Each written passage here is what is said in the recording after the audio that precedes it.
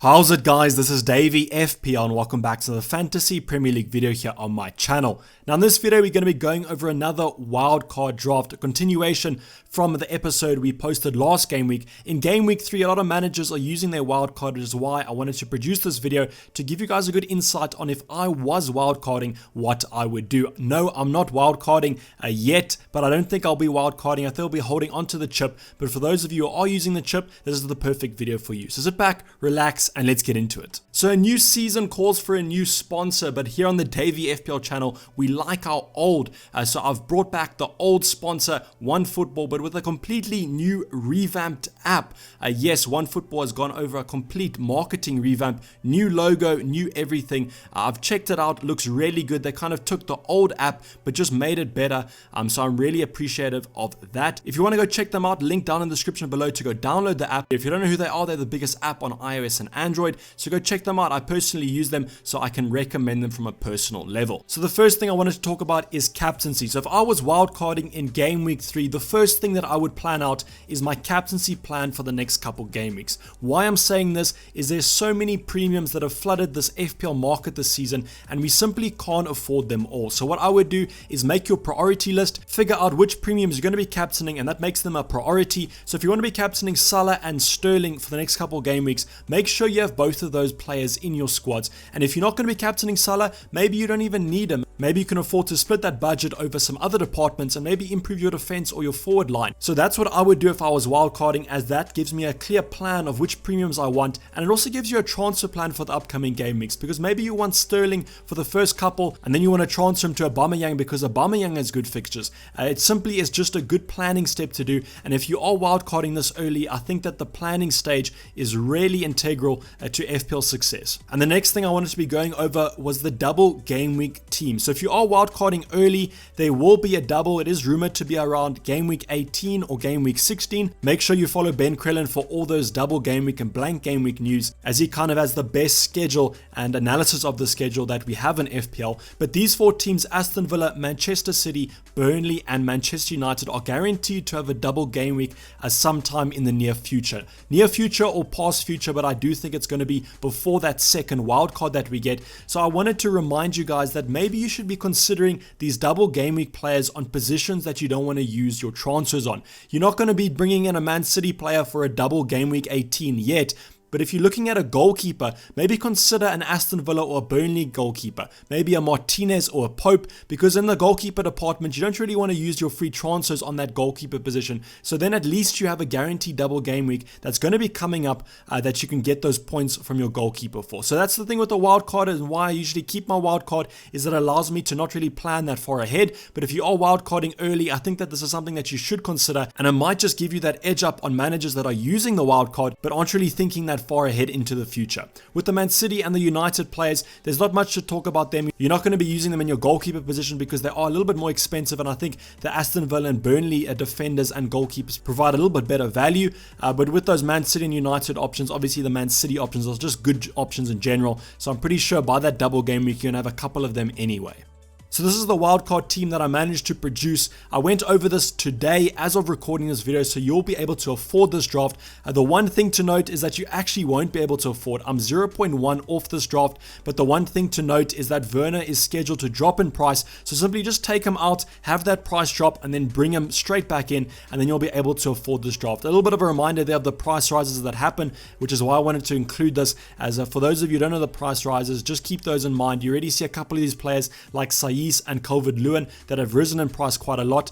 So make sure you make your moves based on the price rises on a wildcard, because the wildcard allows you to maximize those price rises and maximize your team value as a result of that. So starting off in goal, I've opted for the Steer and Martinez double up. We spoke about that double game week, and I do think that you should be looking at Aston Villa. Martinez is a really quality keeper. He showed that with that penalty save on the weekend, which I think has drawn a lot of attention to him. But even if he hadn't made a penalty save, I do think he's a good option for the upcoming future, especially especially as I said with that double game week. In the defense, we've gone for some premium, mid-range and budget options. Taylor and Lamptey are two 4.5s. I really like Burnley's Taylor. I think that he's definitely nailed at that fullback position, and he even managed to get an assist on the weekend, even though Burnley didn't keep a clean sheet. But Burnley's clean sheets will come back to them, and they're usually quite defensively strong. So I think at 4.5 is really good value. And then Lamptey, there's not much to talk about Lamptey with because everyone knows how quality of a player he is and how well he started this season. He just gets forward so much, almost acts like a winger, which really surprised me. And then also in his defensive duties, he's not too shabby as well. So definitely at 4.5 a good option. Don't really be too concerned about that yellow flag. The manager has come out and said that it was just a little bit of a precaution and he should be fine for this weekend, but also take a note of that press conference to just make sure that he's back.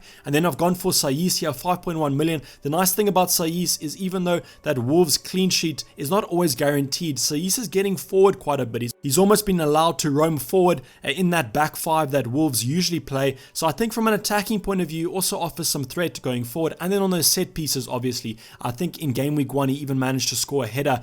So that just shows that he is in more of an attacking mindset this season. And then with Wolves' lovely fixtures, I think he's definitely going to be wrapping up some clean sheets there. And at 5.1, I think he's nailed and really good value. Then finally, we've gone for Trent Alexander-Arnold. A lot of people are taking Trent out, but I think at 7.5, he's still affordable and you can still get some nice premiums in your forward line even with him in. And I think with those Liverpool clean sheets, they're going to start flowing back in. And I think he's been a little bit rusty at the start of the season, but I'm not expecting that to last forever. And I'm pretty sure we're going to be getting some attacking returns from Trent pretty soon. You could go for Robertson if you maybe want to spread some budget a little bit more in the forward department. I think that Robertson's also a good shout there. Has actually started the season off looking a little bit better than Trent, so that could be quite a good value for you. I just like Trent because he's on those direct free kicks, and as I said, matter of time before he bangs one of those in. In the midfield department, I've still gone for Basuma, even though he did have a red card. A little bit of a ninja kick there that none of us were expecting, but once he comes back from that suspension, I'm pretty sure he's going to go straight back into that starting 11 because he got off to quite a good start, and overall Brighton looked quite good with him. So he still is my 4.5. You could go for other 4.5 such as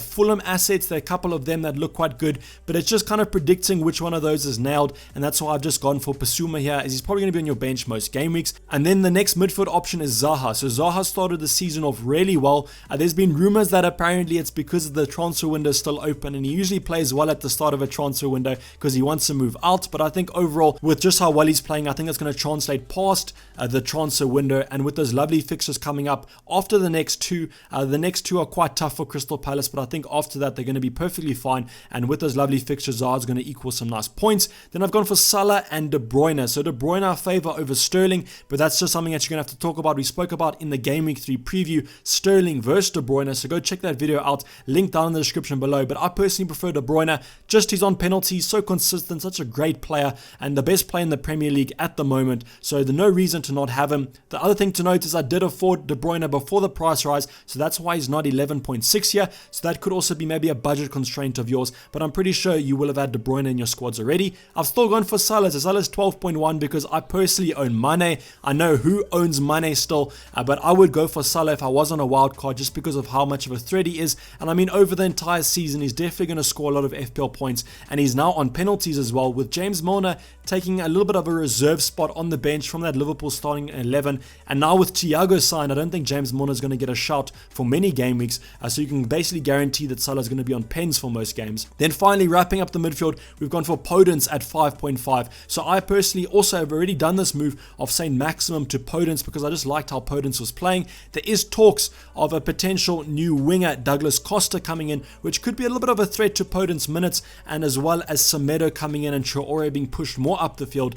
But I do think with the way Podence is playing and the game plan Wolves kind of have around him, they're almost playing Raul Jimenez as a false 9, and then Podence gets those runs in behind, so he's been looking great value, and especially if he improves his finishing, I think he's going to be getting a couple of goals and assists this season. The forward line is really exciting, and one of the reasons I really like this draft. We've gone quite heavy up the top, not the heaviest. We don't have Harry Kane in here, but we do still have some good options to go by. We have Timo Werner. If you don't like Werner, then you could always take him out. I just really favor him over the next next couple. They face West Bromwich Albion next, which I think could be quite a good score for Chelsea there, so I'm backing Timo Werner to get his debut goal there. As I said, just maybe transfer him out and then bring him back in before the deadline, because he is going to go down in price, so that's another way to afford the squad. Then we've got Raul Jimenez. I've spoken about those Wolves fixtures. Raul Jimenez is just such a constant FPL scorer, basically gets a goal and assist for the past couple seasons, so he's going to be coming straight into my lineup. Could even provide a captaincy option if you want to look at him for the next couple game weeks with those lovely fixtures. And then finally, we've got Calvert-Lewin, the most informed player currently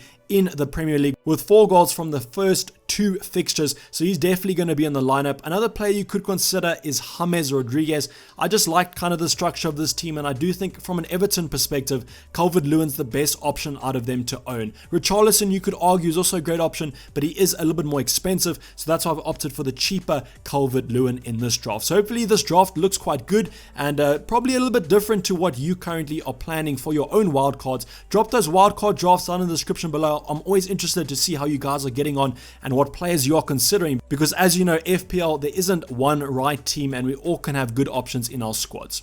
So this is basically going to wrap up the video, guys. Hopefully you did enjoy it. Please don't forget to like it if you did, and subscribe if you have not subscribed yet. I'll be checking you guys tomorrow in the team selection and also on my Twitter at DayvyFPL. I'm going to be signing off. This has been DayvyFPL and I'm out. Cheers. Bye.